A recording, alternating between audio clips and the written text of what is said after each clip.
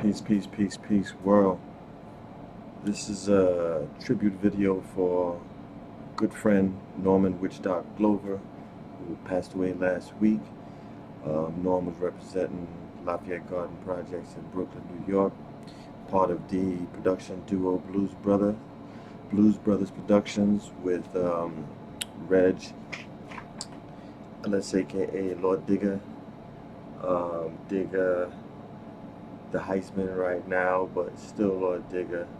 Nonetheless, they did 3 joints on Biggie's first album, Ready to Die, One More Chance, Everyday Struggle, and Me and My Bitch. And yeah, man, I had the pleasure of meeting Norm in the 90s, you know, so just gonna go back to play a little bit of this One More Chance joint because you see, it's like, he's a nice guy, man. That's why I'm making the videos, because he was a truly nice dude, you know what I'm saying? And it was like, I'll let this rock just do something, you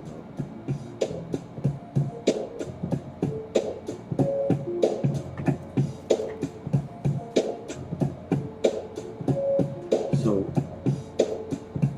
around the time they were recording Ready to Die, I was running around with Digger at the time. I met Digger through my DJ friend, Straight Heat, who was going by the name of DJ 808 at the time. He had been named 808, Shortcut, now Straight Heat. He was DJing for Dan and Danny, the guys that were doing the Lyricist Lounge collage projects. And so I'll talk about Digger's time with the whole Biggie stuff, but with Norm, I remember he's like, you know, let's go and check my man in Clinton Hill, Fort Greene. And I remember we went out to Norm lived on Claremont between Gates and Green, if I'm not mistaken, right off Fulton Street. And I remember going with Digger, and I remember this beat here, right? I remember hearing these beats before Biggie put his verses on them. That's what's crazy about it, you know? Like, he was playing them in my car at the time and in my house over there on Brooklyn Ave.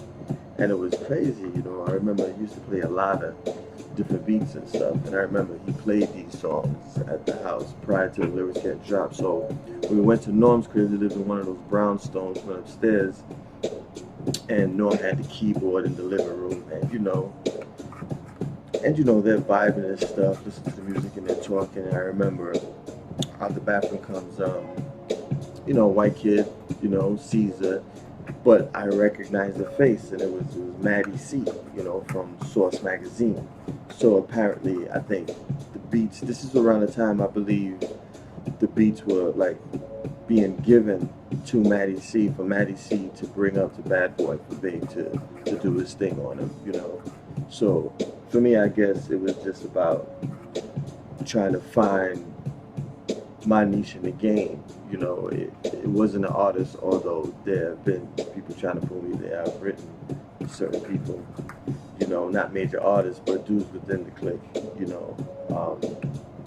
And I remember just at that moment, I'm like, wow, you know what I'm saying? This is crazy. This dude from Source Magazine, you know what I'm saying? I recognize him from Source. He's here with this dude's crib, you know. And at that time, it wasn't even like, oh, Biggie. We didn't know who the dude was. We just know that these dudes right here is in the middle of a grind, because at that time, these dudes were already doing stuff. I think he had done the ODB stuff, you know, or they did the Youngsters already.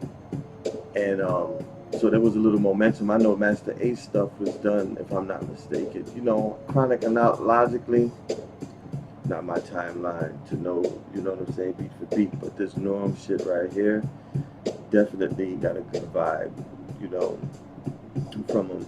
And it was just like at one of the Ready to Die sessions in the city. I remember being in the lounge and you know, rolling that, and the big homie coming through. You know, literally I'm sitting in the lounge area, and you know, Big steps in, you know what I'm saying, and I'm in row, and I just stand up, and it's just like boom, boom, boom, homie, what's up, and that's it, you know. Wasn't groupied out, wasn't prolonged. It was just like he see the nigga in there, rolled something up, gave him a pound, kept it moving. And it was like, wow, because you're not thinking this dude's not going to be here, so this is something. So it was just that, you know what I'm saying? And yeah, man.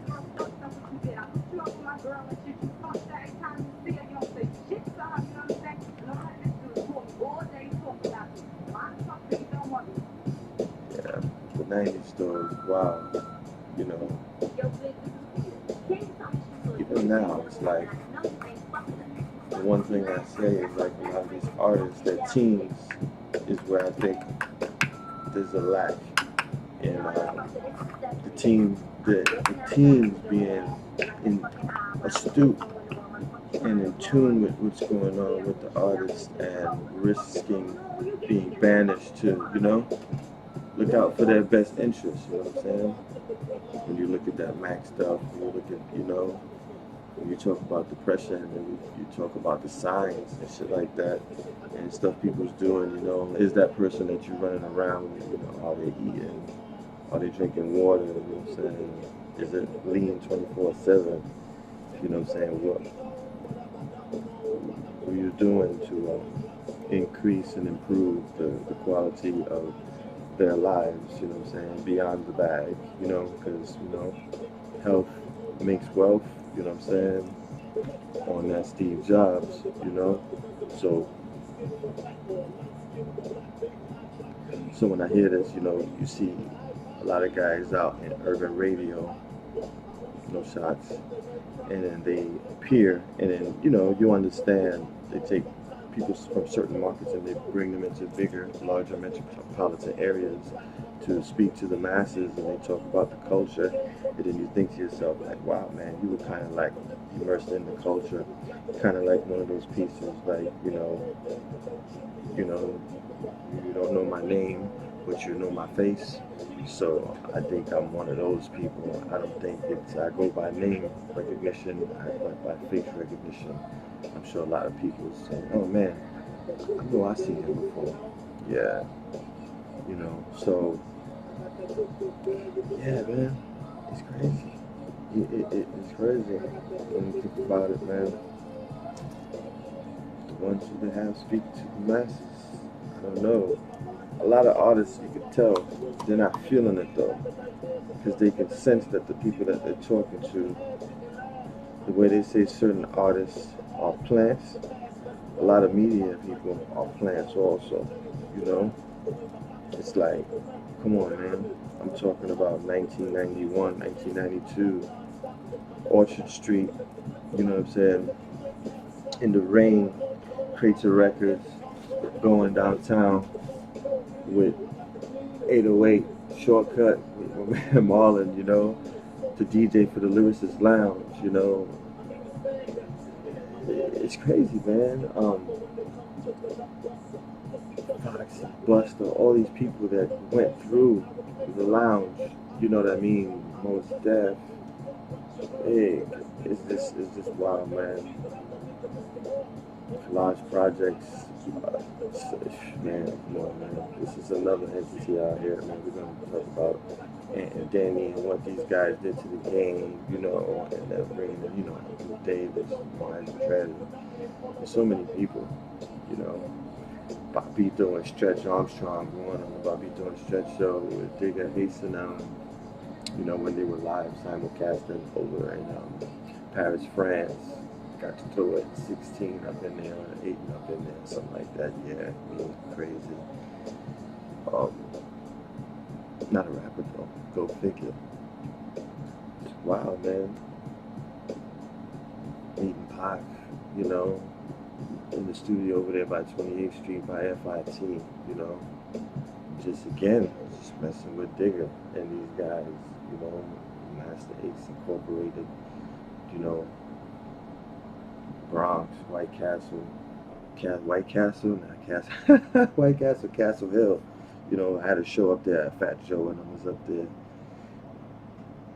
Yo, then you go further back. You talk about, GFW, NWR, you know, going to battles in the Bronx, you know what I'm saying? Breakdancing, practicing on Flatbush Avenue, with the linoleum taped down on the sidewalk. Come on, man. Cats talk about the culture, going to the building, you know, Union Square, going down 14th Street, Broadway, 42nd Street, before Disney, Kung Fu movies, them booths though, maybe they talk about the culture and, not claiming to be a historian, but was there outside, you know, was in the game, sometimes it's like you just grow up, man, and you parent. It's not a fall off, fall in, fall out. It's just you parent, you take these paths and it's just like, you see, what does that have to do with this dude's tribute video to Norm? It's like you look at Wikipedia and you look at production credits and then you see Blues Brothers production and you see his name and Digger's name, but then, at the bottom, but then when you look at the breakdown up top, you don't see the name. So you don't know if the royalties and if the publishing and if the checks, you don't know if the checks equate the acclaim, so then you wonder when you get to a certain point, certain age, it's like, damn, it's like, he did this, he's the one who did this, he's the one who did that, and then you're like, wow, what did I get from it? Here I am, so hip-hop needs that union Nori talks about, hip-hop needs that healthcare, they need that, that 401k, they need that support system for those artists that are no longer popping, Word, serious out here. So, man, we just going with it right now, because we're not rushing, we're not going crazy, because it's like, it's about the dude, so I'm not tripping off time, and we're just vibing. It's like we're talking to him. And we're going to shoot Wild Commando style, like Busy Bone did that not too long ago. Busy Bone did a video where he was straight up like, word.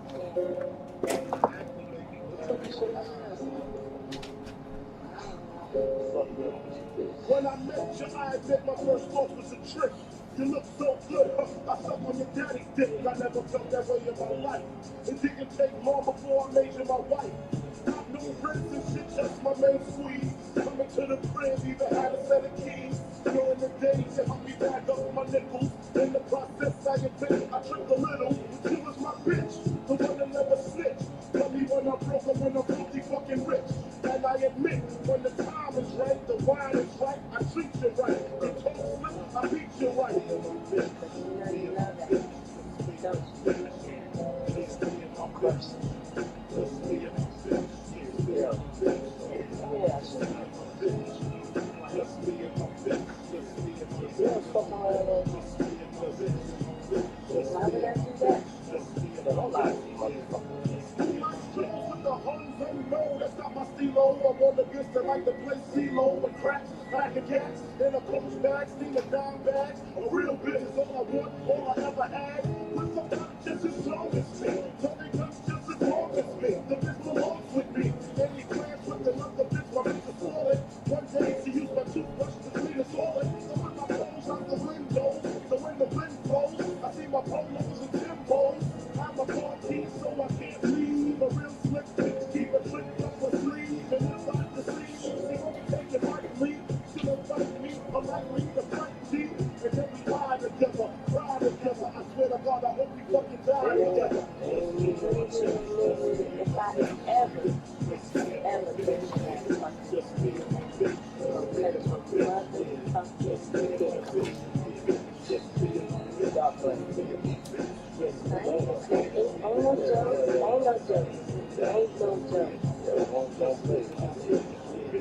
She let me plan out my robberies, all my enemies didn't hesitate to squeeze to get my life out of danger. One day she put 911 on the major, had to call back, but look, it's my life for major.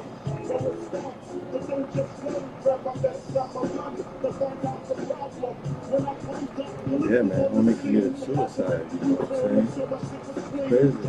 You don't think about that stuff in hip hop culture. It's not like something that's pervasive. It wasn't pervasive, but I don't know if there's some sort of a new trend, unfortunate trend occurring in the game right now. So,